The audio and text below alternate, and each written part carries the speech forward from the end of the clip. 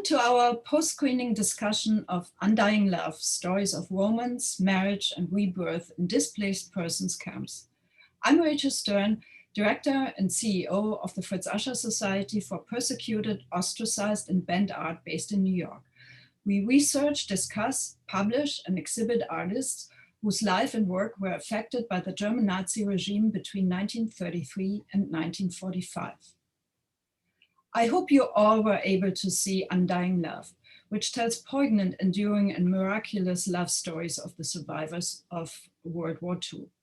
Against the brutalized landscape of post-war Europe, this film focuses on how survivors struggled to reconstruct personal identities and forge intimate relationships. Using searing, testimonies, poetic dramatizations, archives, and images of romantic love from the pre- and post-Holocaust era, Undying Love is a textured retelling of several extraordinary love stories which emerged out of the ashes. Undying Love was written and directed by Helene Klodawsky and produced by Ina Fichman. With film awards from the US, Canada, Poland, and Israel, Undying Love has been televised around the world. A big thank you to Canadian filmmaker Helene Klodawsky, who was very kind to give us access to the film and agreed to discuss it with us today. Helene Klodawsky is a passionate storyteller who is committed to portraying political and social struggles, as well as to exploring the documentary art form.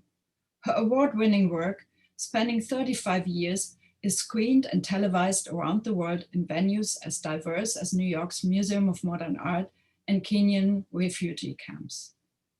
Helene's films have received awards and nominations from the Academy of Canadian Cinema, Hot Docs, Le Rendez-vous du Cinéma Québécois, Rencontres internationales du Documentaire de Montreal, Warsaw Jewish Film Festival, the World Press Photo Festival, the Jerusalem International Film Festival, the Montreal International Festival of Films on Art, Columbus Film Festival, to name a few.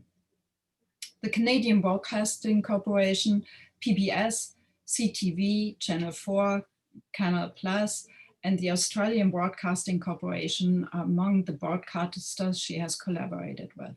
Her films appear in university curricula worldwide.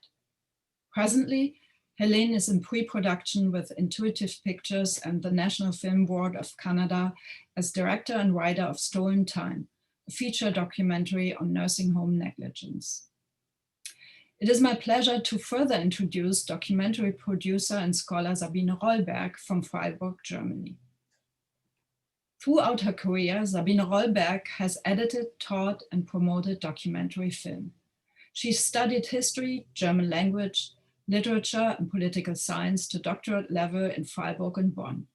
After training at broadcaster WDR, she was appointed editor of international programming, culture, and science, reporter for TV programs Weltspiegel, Auslandsreport, and Auslandsstudio, moderator of Treffpunkt Dritte Welt and Talkshow Leute for Berlin-based broadcaster SFB.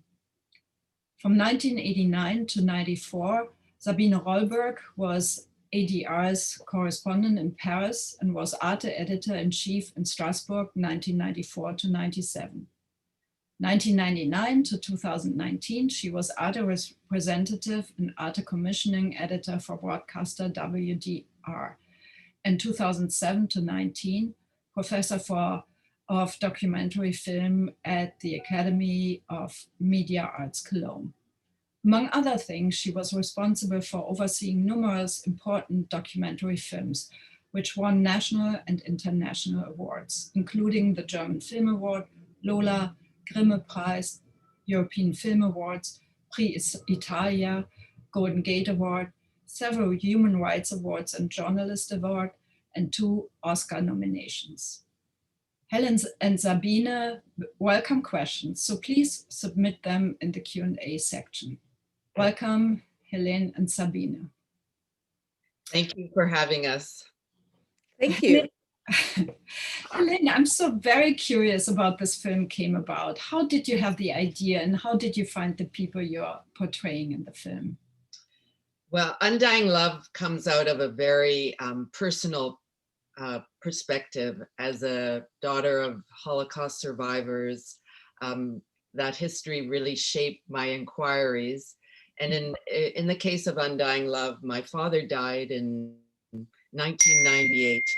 And during the Shiva, where people gather around the family members, people started asking my mother, well, how did you meet Anshul? How did you meet my father?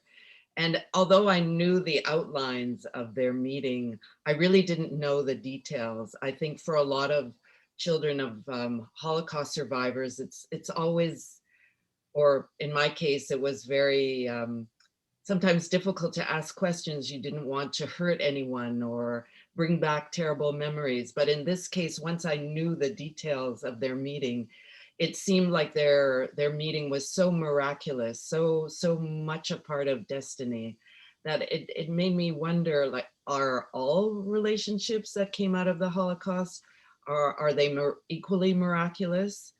And I tried to imagine what the survivors were like at the end of the Shoah. Most were in their 20s and 30s, maybe 40s. The children had been exterminated. As the old to go to, they didn't have families waiting for them. So what were their feelings? What was in their imagination? What was in their hearts?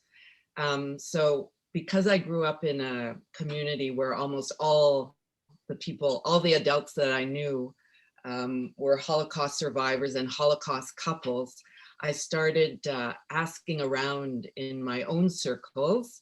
And I remember one of the first women that I interviewed, Lobadru, who had been in Bergen-Belsen and Auschwitz and the Lodz ghetto. She surprised me when she said Hitler was my matchmaker. And so I would say that as I started questioning people, one survivor would tell me, oh, you must speak to them, you must speak to them. I realized that there were so many stories, and people, it was as if people had not been asked these questions. And I felt I was able to, as a child of survivors, and just very, very curious. So that's really how the film took off. Mm. And now, Sabine, I know you are based in Germany, so and you teach or teach documentary film. So I know you prepared a little bit of a history of the Holocaust documentary film in Germany. Like, when did the first films came about? The Holocaust, when did they come out in the aftermath of World War II, and how did they play out? Like, what kind of films were they? So I don't know if people are not really interested in asking questions to Helene, but maybe in order to appreciate this film much more, maybe it's interesting to make a little excursion to the beginnings. And I'm stealing you a little, maybe 5 minutes, in order to come back to the European, or to start with the European history of documentary filmmaking on this heavy subject. So I'm starting with here. So we have, you see there the renowned philosopher Theodor Adorno, who wrote in 1948, to write a poem after Auschwitz is barbaric. You see him with the laureate, the Nobel laureate Heinrich Böll on his side. And by some interpreters, this was extended to the arts in general, including film, which meant in fact a ban on images. Elie Wiesel, François Lyotard, and many others agree Auschwitz as the end of civilization, The mass extermination as a literary inspiration that is a contradiction in itself, said Elie Wiesel. A big problem for any filmmaker interested to deal with the concentration camps was the almost total absence of pictures, which represents the necessary documentary material. But what kind of documentary material existed? There are officials, Nazi propaganda films with a defamatory perspective on portraying the Jewish population. There also exists footage shot by the Soviet army after they had liberated Majdanek and Auschwitz. Some months later, the British army crew filmed the unimaginable horror in 1945 in Bergen-Belsen, Dachau, and Buchenwald. They asked Alfred Hitchcock to help with creating a feature-length documentary as evidence for the crimes on which he worked in London in June 1945, while the crews were still shooting. His point was to show how close the normal Germans lived to the concentration camps, how much they must have known. He was very diligent that everything could be proven. He obviously had already in mind that there might be very soon Holocaust deniers. But this documentary, which should have had the title, The German Concentration Camps Factual Survey, was never released as planned because the British politics towards Germany changed. At the 1945 Yalta Conference, the Allies decided the post-war reconstruction of Germany and Europe. German guilt and shame did not fit anymore. The producer of the British film, Sidney Bernstein, moved from London to the US and co-produced with Billy Wilder a 45-minute version of his material. In a 1988 interview, Billy Wilder said it was important to him that no German could say later on that the Nazi crimes were a Hollywood lie. But this shorter version, titled Death Mills, was only screened in the American zones in Germany, and it was not a success. The German audience left in masses. They did not want to see this, and they were not forced to. With the success of the 1948 Marshall Plan financing European recovery and the beginning of Cold War, the Western Allies wanted West Germany as a partner in their fight against communism. So in the 1950s, there was no interest in talking about the Nazi crimes.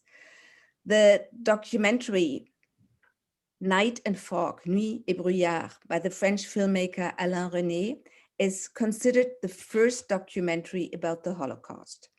His film is 36 minutes long. It shows archival black and white material, which was classified and not easy to obtain, in combination with colored new pictures of the sites of the concentration camps in 1955.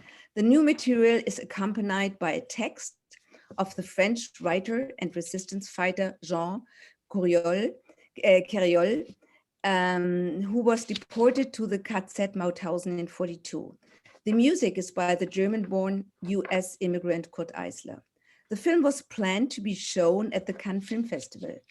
Alain Resnais had used material from the French camp Pithiviers, which Resnais was forced to edit out because the French authorities did not accept to be portrayed as Nazi collaborators.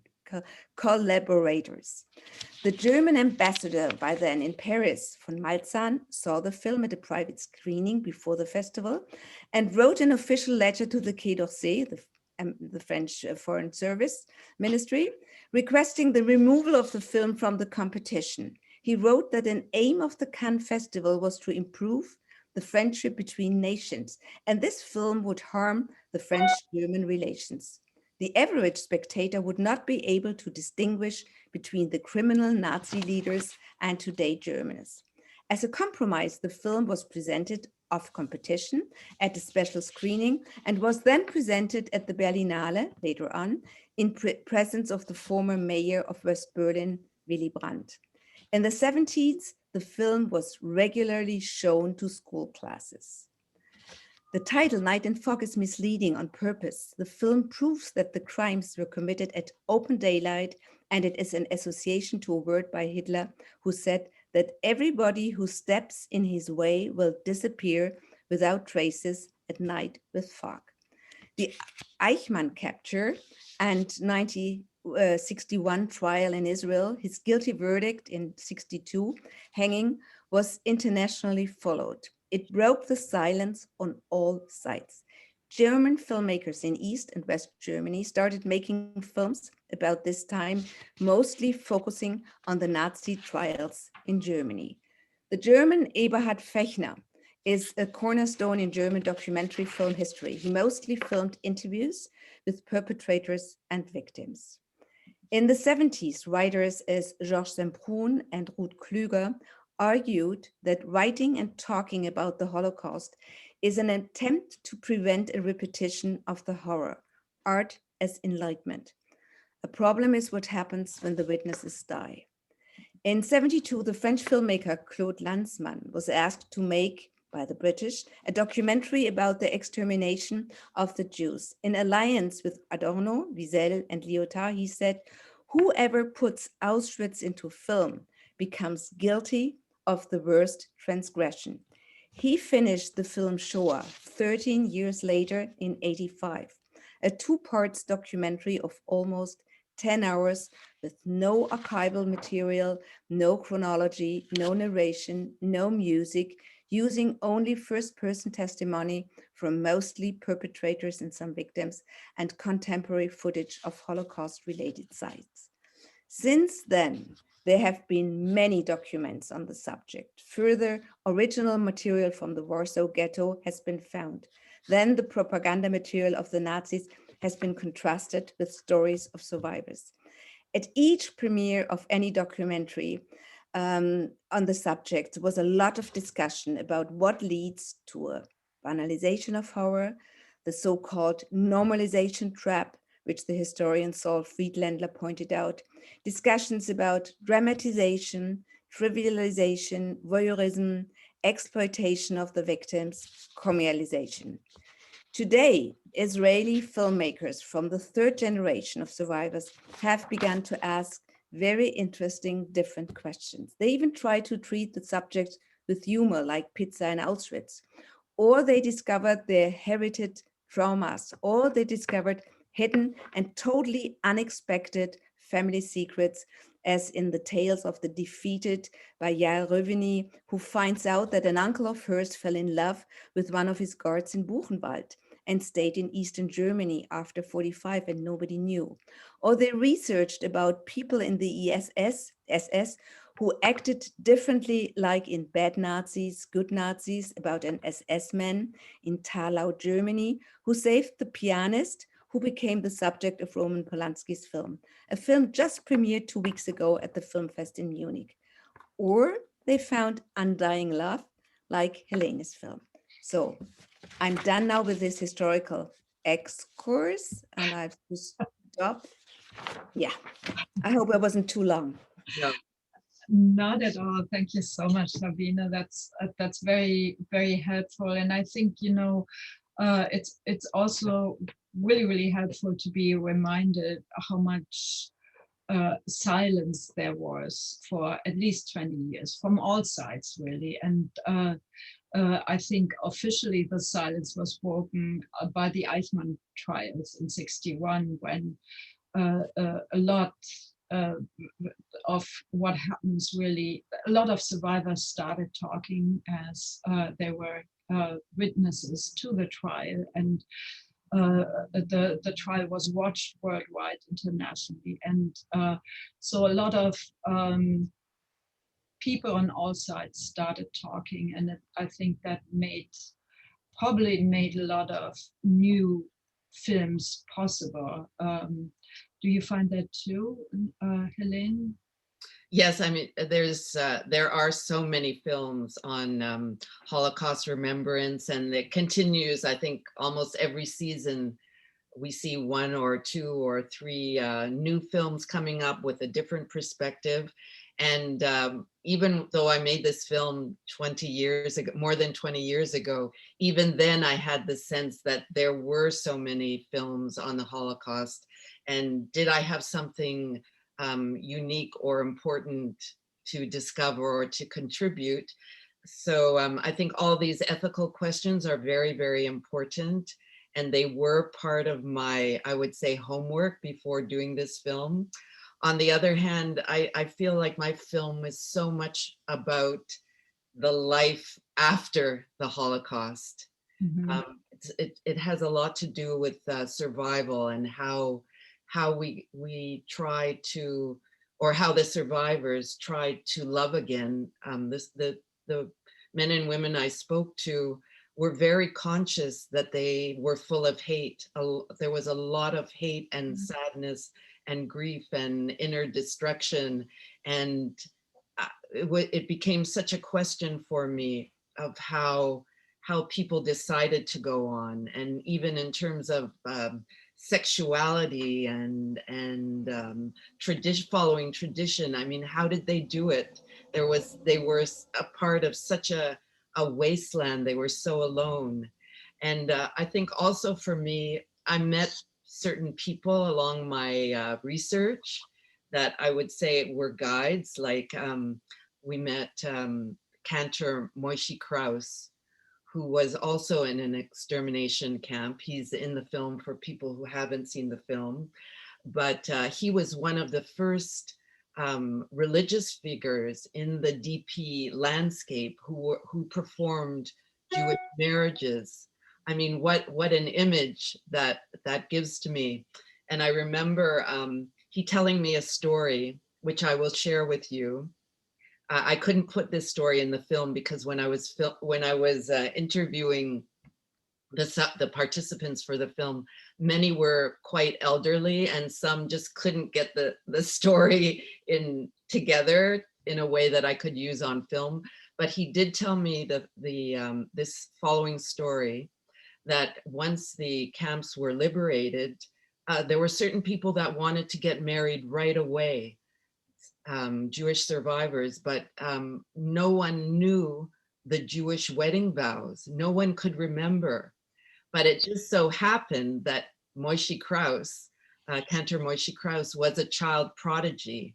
And when he was little, one of his tasks was to sing the wedding vows in front of people that wanted to divorce.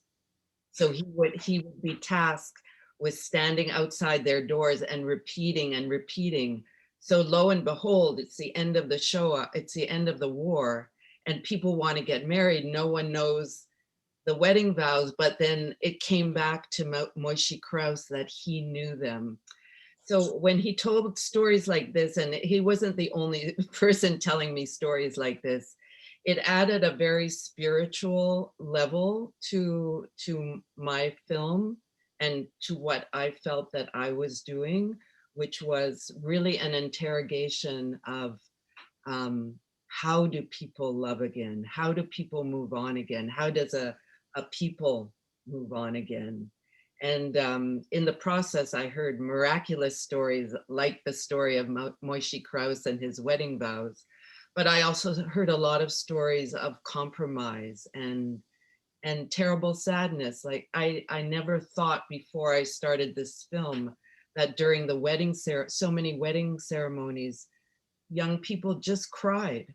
They just cried because they missed their parents and they missed their loved ones, and they weren't maybe convinced that this person that they were marrying was the right person for them, but they knew that they didn't want to be alone, or they heard the voices of their parents saying, you should go on, you should get married, you should believe in life again. So these were some of the themes that were running in my head. And I would say that the themes were so strong that I sort of stopped thinking about, does the world need another Holocaust film? And I just wanted to make this film so badly. And I felt really carried as I made it. Yeah. Yeah. I mean, I'm so happy you did. And I think Steven Spielberg with his Shoah Foundation really made clear that yes, it makes sense to record every story we can record and every voice that is there and can tell the story and can give a different different part of the story or add to the story their personal experiences. Yes, whatever we can tell or whatever we can hear and capture, I think is even more important now as the Holocaust survivors are, so many Holocaust survivors are not among us anymore. So I think, and that probably also causes this big wave of Holocaust stories, but also I think there's a big effort coming from first trying to understand the history of the Holocaust, what really happens, and write that down and find the archival information. And then now we evolve to telling those small stories that give a little bit of a different angle to, not small stories, those are personal stories. And every story is gigantic, but every story adds to the larger historical narration. So yes, of course it's, but which leads to my next question, where how did you find the archival footage? And because Sabine told us how little there is. Right. Well, I owe a lot of the very unique archives in the film to our archival researcher, Carrie Foxman, and it was really like finding a needle in a haystack, because what we did at first, we recorded the stories with the survivors, and many of these interviews, they took hours and hours to record, because every survivor felt it was important to tell the whole story before getting to the marriage and love part. So we had a lot of testimony, a lot of stories. And then we thought about, well, what visuals do we have in terms of illustrating some of these stories? And there was something magical that was happening with the film, because for example, in the beginning, the first story in the film is David Rabowski, and he visits his sister in a DP camp, and lo and behold, he finds this woman that he fell in love with during the very beginning of the war. And he talks about this party that his sister had cobbled together in the first days of liberation. And lo and behold, Terry found actual archives of a party in, I think it was Bergen-Belsen DP camp, of, just very quick, whatever you can bring together little party footage. And that kept on happening. We were looking for very precise things. For example, those personal moments at the end of the war when women were like combing their hair or washing themselves, like all this, we kept on hearing, and I'm sure that anyone who's studied the Holocaust has come across this, that people described that they were just animals, that they felt like they were inhuman because they were treated in such an inhumane way. And the painstaking effort to become human again. And we really wanted to capture that in little gestures of, women starting to think about how they look or how they dress or things like this. Images of people kissing, the soldiers flirting with the women, and so on. So it was a very laborious process. And Sabine, I'm so impressed with the research that you've done in terms of like putting each of our works in context. And in my case, I really, really felt the urge that I wanted to show beauty, the beauty of reaffirming life, and the beauty that comes with young people when they do fall in love and want to be loved. And I knew that I wouldn't find that in archives. And so we decided to do recreations. How successful they are, I'm not sure. We tried to do them in a way without dialogue and more gesture-like, just giving a sort of sense of it. But that was a strong impulse for me of, because the survivors that I knew were very romantic. They had all this pre-war romanticism in their imaginations, very sentimental. I wanted to get at their beauty, not just they were more to me than survivors. They were recreators of life and family and dreams and passion and so on. So that's what I was sort of trying to do with the recreations.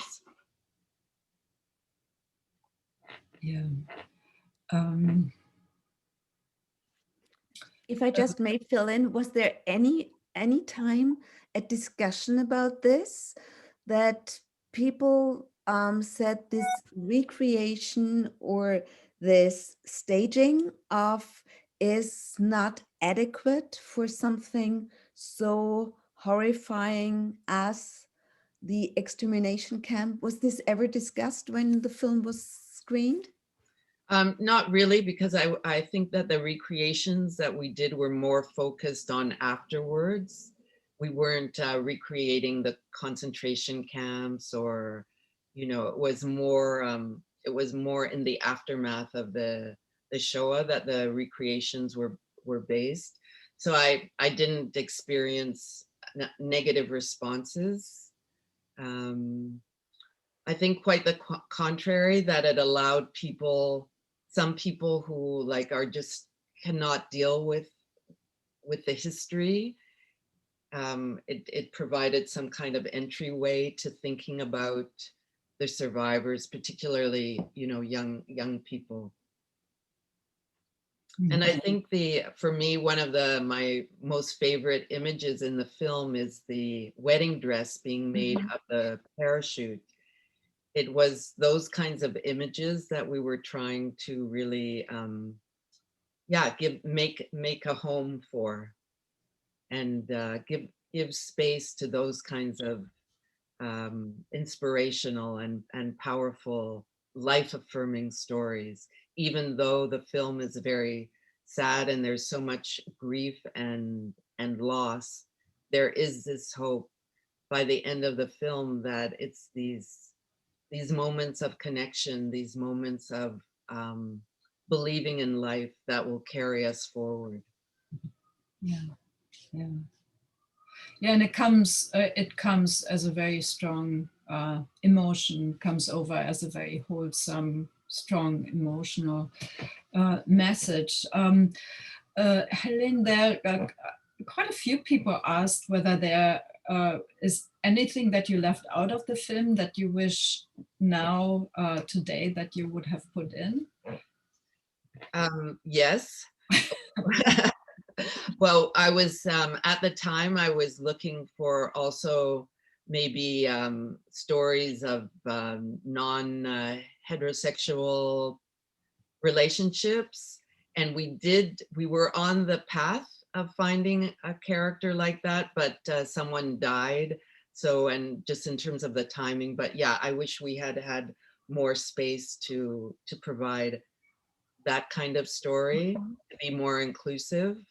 But already I think that the film is kind of full. I'm not sure how many more stories.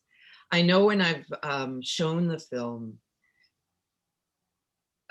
people, particularly second generation audiences, have commented like, my parents' relationship was so terrible, and like, why do you call it like Undying Love? And, you know, maybe more focus on the marriages that seem more compromised or more constricted.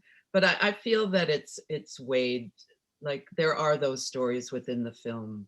And I think there is space for people to speak about parents who were really unhappy in their marriages. Yeah. So Laura asks whether you have whether the raw footage of the interviews is archived somewhere where people can get access to them. Good question. I'll have to ask my producer. I'm actually not so sure. What I can say for anyone looking at the raw footage is that, as I said, it took hours and hours and hours of filming. And sometimes after an hour of filming, there would be like 3 sentences that we could extract to like form the story. So, but I think it's a good question, and I'm going to follow up on that. Yeah. Just looking at the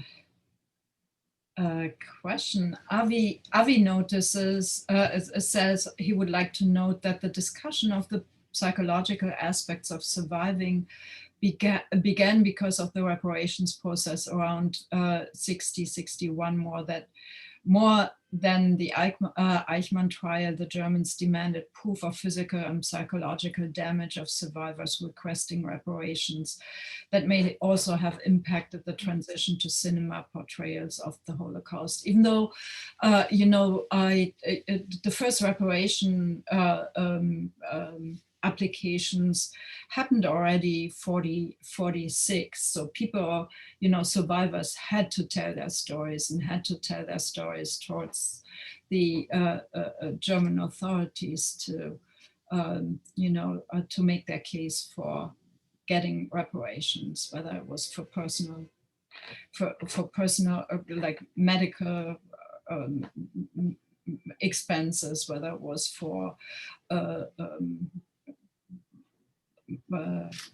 any assets that were taken away from them, or whatever categories that were created that seem very brutal if you look at it, actually.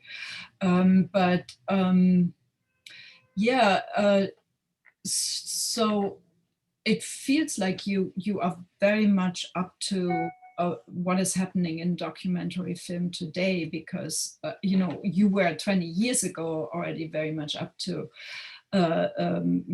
what is happening in a documentary film now, with integrating, creating scenes that you integrate to help you tell your story. And I mean, Sabine knows much more about that than I do. You told us about a big discussion in Germany happening right now. But I doubt that this is interesting for your audience. It's an inner German. What I think could be interesting, but it's a little bit blame on Germany, that very often, I was very long a commissioning editor for Arte. And of course, I was very often dealing with Israeli filmmakers. And of course, they had in mind telling stories about the past, telling the stories about the Shoah, etc., etc. And I was very often extremely shocked by my superiors, who still have to say yes or no if a film is going to be commissioned, that they were always telling, don't they have any other subject than the Shoah? And I was always shocked by this and trying to discuss this, but this was really, really difficult. Even the country which is so should be so concerned, today with the anti-Semitism. It's so important that the population of Germany, with the growing anti-Semitism, is aware of why it is important to have that support and that empathy for Jewish anxieties. I'm not saying Israeli anxieties, because it's probably widespread, about anxieties. And so it's so important to make these documentary films. But there was a really reluctance by many German hierarchs saying, oh, it's boring to have all the time the same topic. And I was very fascinated, and I was very happy to be able to commission with some young Israeli filmmakers, some also of the films I mentioned, that they had different aspects tell the story, always in a different, tell new sites you were not familiar with. And but there's everywhere this stubbornness, and people have the feeling they know everything about it already, which is not true. I think also just like so many filmmakers are always interested to figure out their parents, you know, wherever they come from. I think for those of us, whether now it's like the third generation of filmmakers, if they happen to be Jewish and part of the legacy of the Holocaust, they're going to be searching out and trying to understand their parents and their grandparents in very individual ways. So perhaps the films that are going to come forward will hopefully have very new perspectives, asking different questions than Exactly. we asked. For me, it was the question of like, how did all these people, you know, get together, and why did they decide to have children after what they went through, or what were the conditions of their lives right after the Holocaust? Did they have sex? Did they, you know, how did they even get together? And why is so-and-so with so-and-so, they're such a weird couple? So those were sort of some of the, you know, more basic questions. But I think that's what's so amazing about documentary today, is that, you know, you have such personal inquiry that can take you to the universal. And that's where I think so many of us want to go, is to be particular about people's suffering and the crazy circumstances sometimes of their lives, but go towards a higher level, go towards that universal sense of, you know, calling on people's empathy, as you say, Sabine. That's where we want to go. And I love showing my film, this film, and people say, that's exactly what happened in my family, but it's a totally different context, or it speaks to, you know, different catastrophes and how people regenerate. So that's like the highest level that we can aspire to. But not every film can do that either. You know, sometimes, I'm sure Sabine will agree with me, sometimes films are blessed and they're just sort of carried on the wings of some energy, and other films, they just, as much as they would try, it doesn't work. So in my own repertoire, this film is very much had that kind of good vibrations. Everyone that worked on it, it changed each and every one of us, because it really did affirm the power of love over hate. This is very important. And so then we can, documentaries help to look into the minds and head and mindsets of other people. And this builds bridges and this cultural understanding, mutual understanding. This is why I love documentaries, because it helps me to understand a different culture, to get into a different mindset, and to understand it, and to understand why people act differently. And if I know why they act differently, then I can accept them, and or I can cope with them. So this is the base for my love for, as you know, as a former journalist. I love this this aspect of documentaries. Yeah. And that's also, Judith writes, essentially your film was about living, not dying. It provided hope and reminded us that we continue to be human and to long for connection, even if we have suffered terribly. So it doesn't focus it doesn't portray the Jews as victims, but portrays the almost the process of overcoming trauma and you know, continuing to live. And even if the match isn't perfect, you know, two people came together and provided support for each other and created a family. And I think that's, yeah, I agree, that's such a super strong message that almost everybody can relate to, because we all, I don't know whether I would call it trauma, but we all experience things that haunt us, and you know, how do you overcome that? And in your film, Cantor Kraus says God gave us this beautiful miracle of forgetting.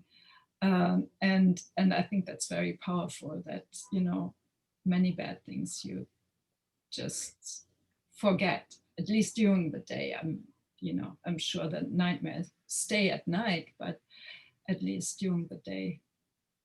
One other thing that I think of when I revision my film is there's so many refugee camps and displaced persons camps in the world today. What are the conditions for the young people or the families? Like, are they? I think there was in the Jewish DP camps after the war, there was like a very strong energy from different Jewish organizations to support the survivors, to give them counseling in the ways that made sense then, for healing. And I just wonder, you know, today, beyond giving people a tent and food, what kind of healing is going on to create, you know, to lay the groundwork where the refugees of today can build families of tomorrow. And Not very much. I know the people coming from you know, war zones in Africa or Syria, and, you know, coming from Lesbos and the Greek islands, and the conditions they are living in here, either in Germany or in other parts of Europe. There's not much help. There's almost nothing. There's a little bit medical support, but this is, you know, I'm just thinking about they are still in that position for the Syrian war is 10 years now. It's, for me, it's unimaginable how these people, you know, a healing process, how they can survive that. So it's a drama, and we are looking at this without doing very much about it. So, but that's another topic. It's another topic, but it's also, I think, a very important topic in the sense of how do we create the conditions for a better life, and to ease that trauma. So I'm sure there's like so many millions of marriage and love stories that are emerging from the camps today. It makes me question, like, what are those stories? Yeah, but of course, if you look at the concentration camps, the situation for the people was, of course, even worse than the situation on there. The families are together. If for any person who has been in Auschwitz or in Bergen-Belsen and sees and realizes under which conditions these people had to exist, to stand for hours, to be counted in the cold, etc., etc. You don't think about love. You know, it never would have occurred to me to make a documentary. Of course, a German would never have done this documentary, because it would have been said, this is to make it more acceptable that it existed. So only somebody who is a kid of a survivor, not a resident, no, Generation. Yeah, the generation of survivors could have done this, because for everybody else it would say, oh, strange. But if you have been there and see these conditions, so it's so unthinkable about thinking about anything emotional. Yeah. I mean, and that's what actually Stephanie says. Sabina, yes, help must happen first. Healing is long term. And Avi says some research regarding the immediate post-war period spoke of marriages of pity between survivors. So we're circling back to that, who marry not out of love, but out of their own needs and wanting to fill those of others. Not certain I agree, but did you see any of this in the stories you saw? Like, I did the story of, I'm not sure if Abby saw the whole film, but there is a story of Tanya in the film. I think it's the second last story, where basically her mother told her, you marry that guy because he'll be able to provide for you. His parents have money, they're going to immigrate to New York, but she was so turned off him, and she only married him because her mother said that she would commit suicide if she didn't marry him.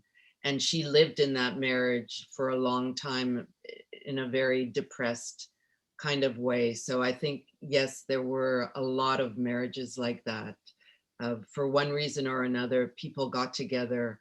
There wasn't room to wait for the beloved person to show up, or it was more a sense of, I should go on. I don't want to be alone. So I think, yes, Avi's right, that there were a lot of, from my research, there were a lot of relationships like that. Mm-hmm.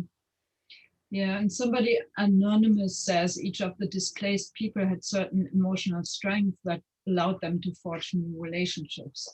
Also, one must not neglect the fact that each one had strong and nurturing family relationships prior to their becoming displaced. And I mean, to me, it's always, you know, I think it's important to recall that many of these survivors lived for a really extended amount of time without their families. Like these camp lives could have been pretty long. There were many, many years, and many of the survivors were so young that they basically grew up in this brutal, loveless setting. So, you know, how to build a healthy relationship after that was without any guidance, and you make that very clear in your film, without any guidance from parents or anyone really. It was like a hit or miss, right?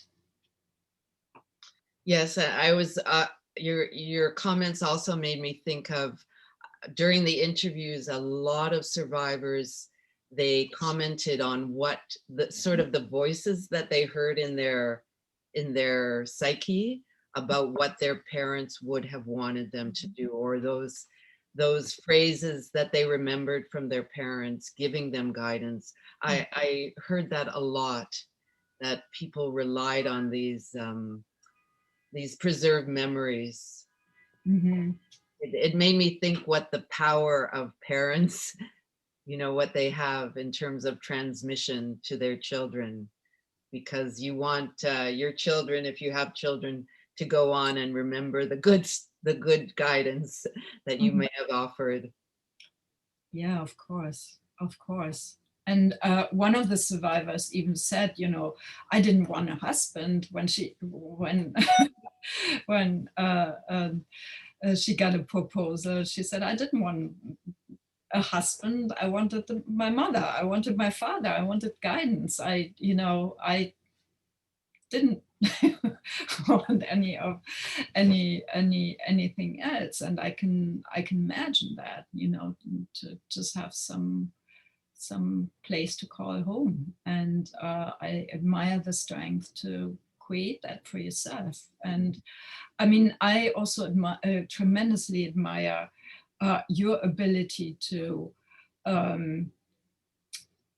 get these people, get people to talk about the most intimate things, even about their sex life, which is for that generation. I mean, it's you know, this was pre Dr. Ruth, right? So this is amazing that that you know, how did you achieve that, and were some people afterwards were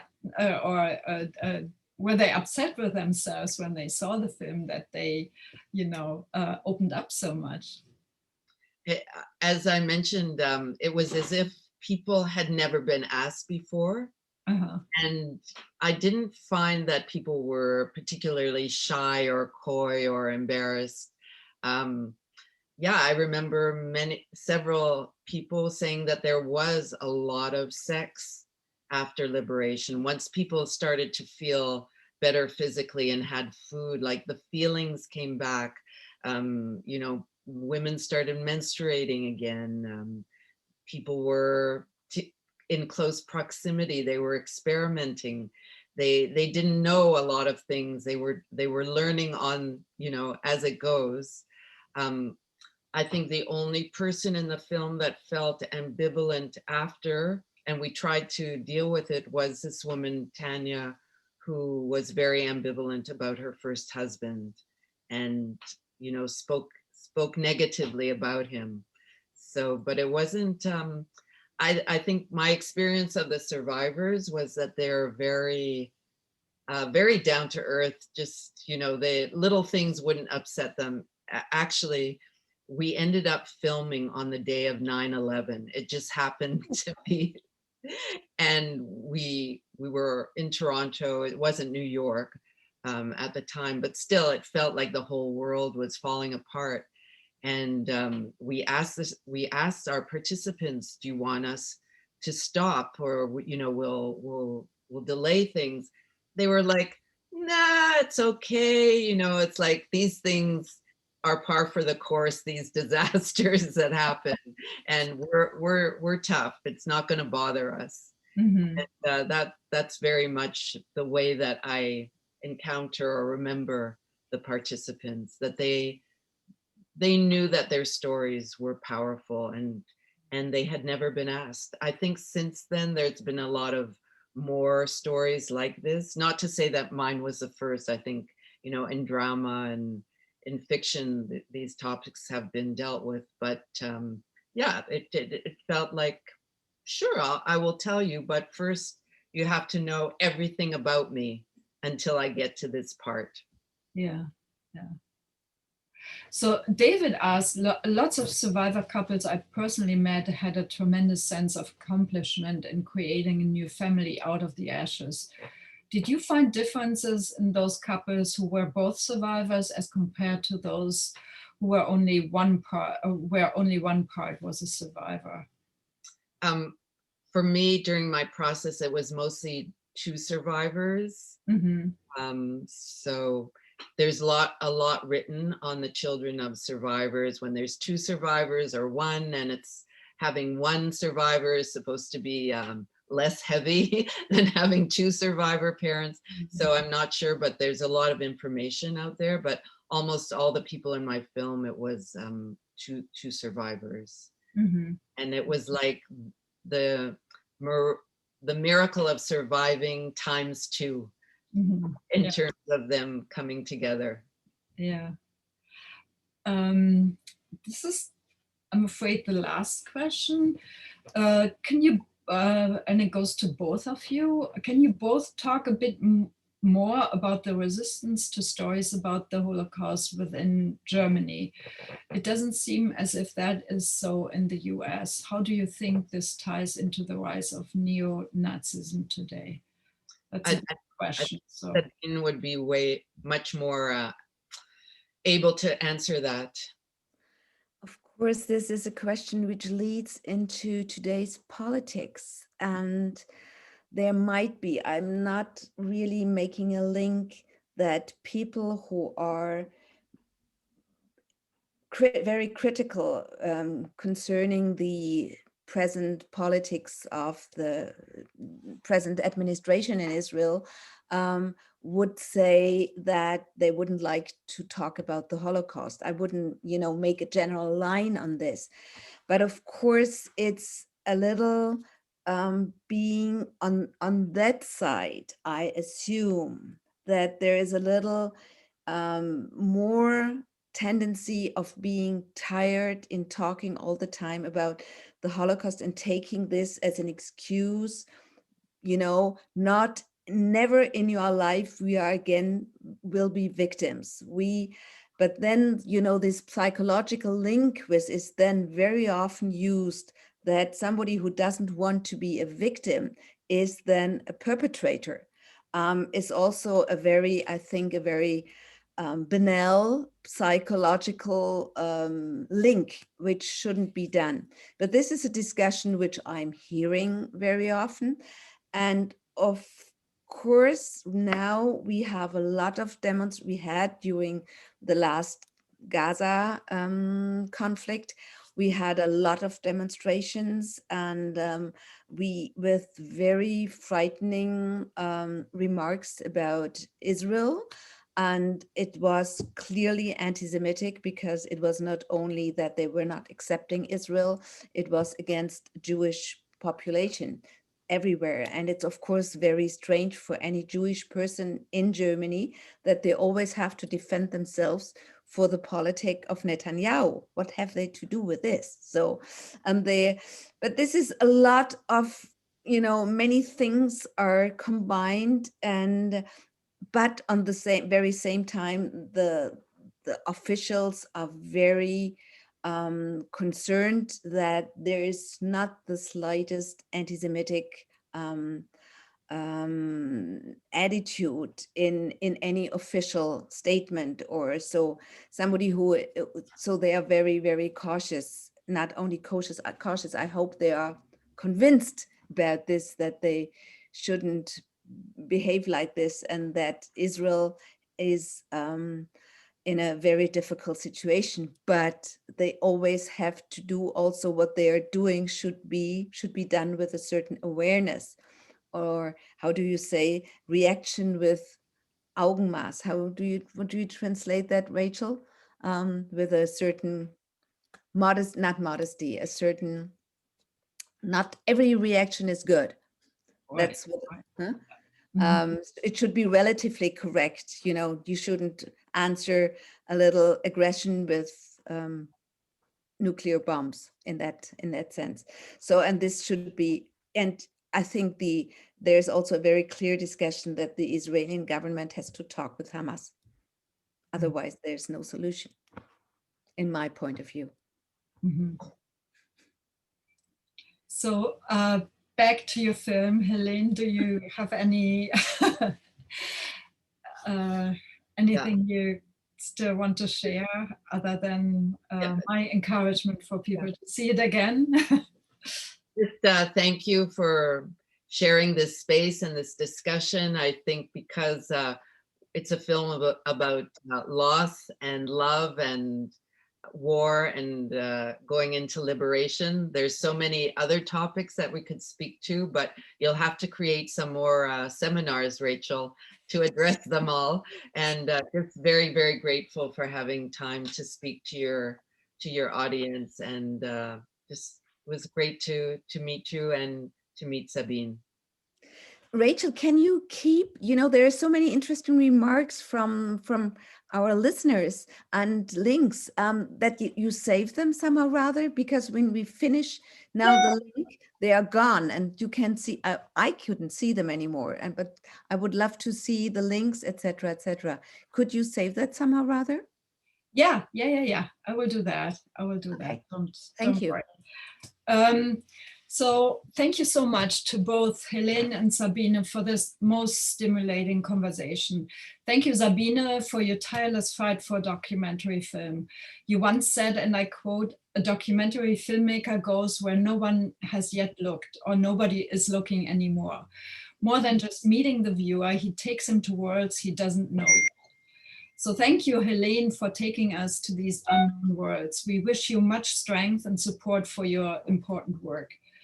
In our follow-up email, you will receive a link to the recording of this event and a link to Helene's film in case you want to rewatch it after this discussion.